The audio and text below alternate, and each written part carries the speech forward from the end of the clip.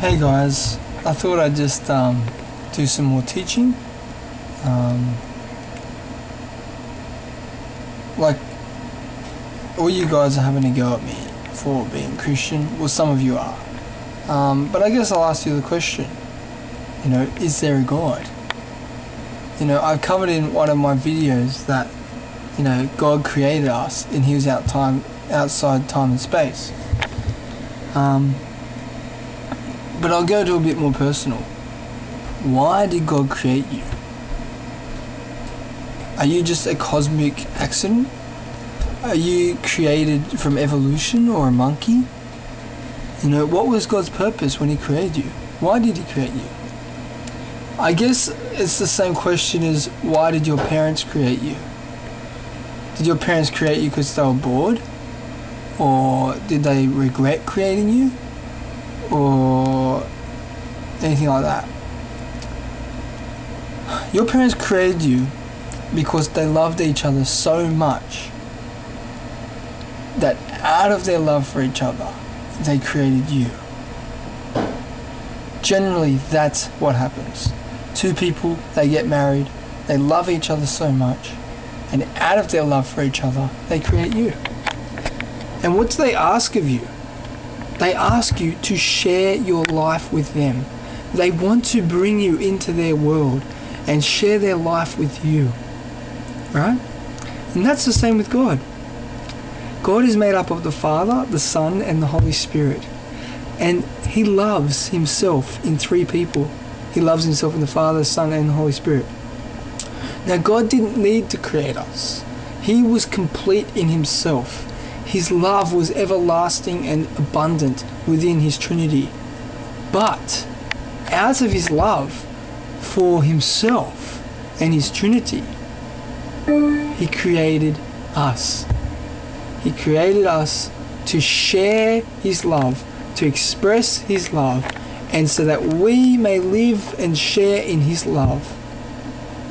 So he created Adam and Eve. Adam, meaning in the Hebrew man, and woman, which is in Hebrew from man.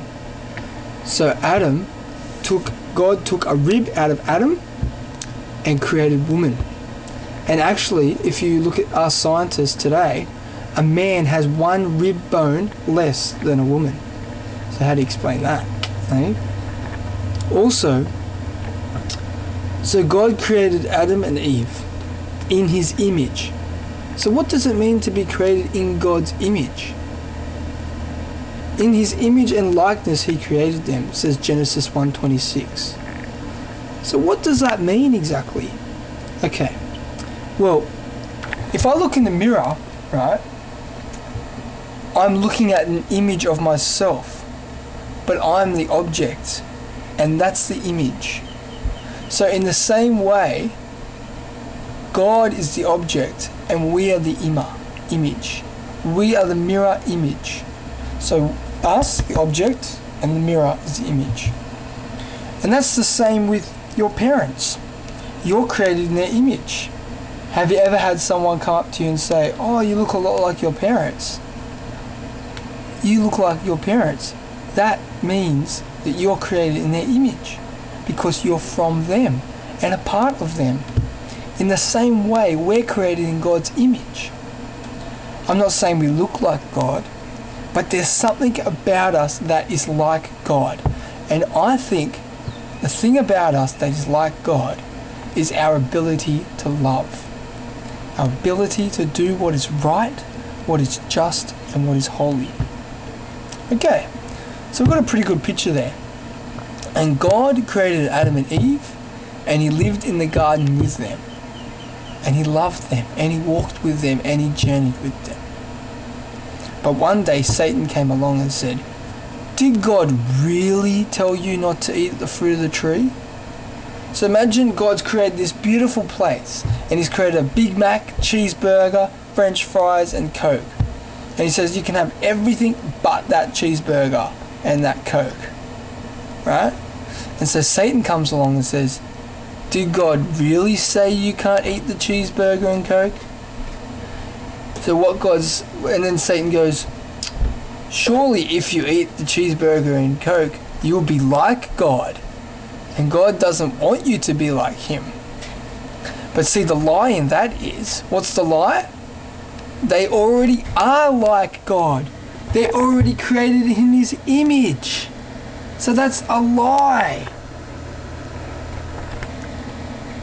So Satan uses the truth and twists it to make it sound like it's not even true.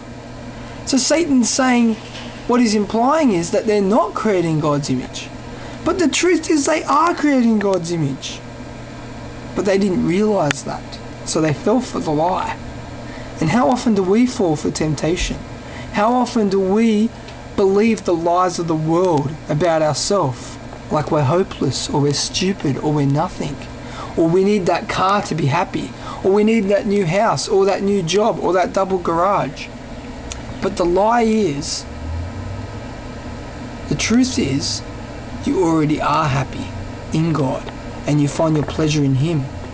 You don't need all those things to be happy if you've got God. So what happened is, Adam and Eve ate the cheeseburger and Coke. They disobeyed God. And God's like, right, because God is perfect and holy. He cannot be with something that is imperfect and unholy.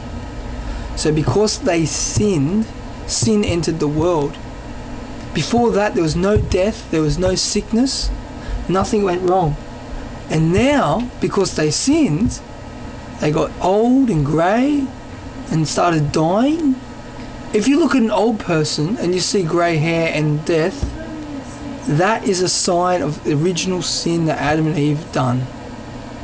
And so what happened is women, you got labour pains now when they give birth, and men have to work 9 to 5, and women too. We have to work the land, because it says in the Bible, but because of their sin, it was hard for them to work. The ground was made hard, and it was hard for them to plant things. So before that, they didn't have to worry about the rain coming, because the water came from the earth, it says in Genesis. And God said no. He went back to heaven after that, because he couldn't be with them with sin. So what happened is, everyone kept on sinning. And God's like, nah, I've had enough. I'm going to have to wipe you all out because you've sinned too much. But then he saw Noah, and Noah was good. And so he said, okay, I'll let Noah live. And so Noah lived. And through Noah, more people were created. But everyone besides Noah was wiped out. God destroyed them all. And that is end of part 1 of the beginning. I'll see you next time. Bye. God bless. I'll see you next time.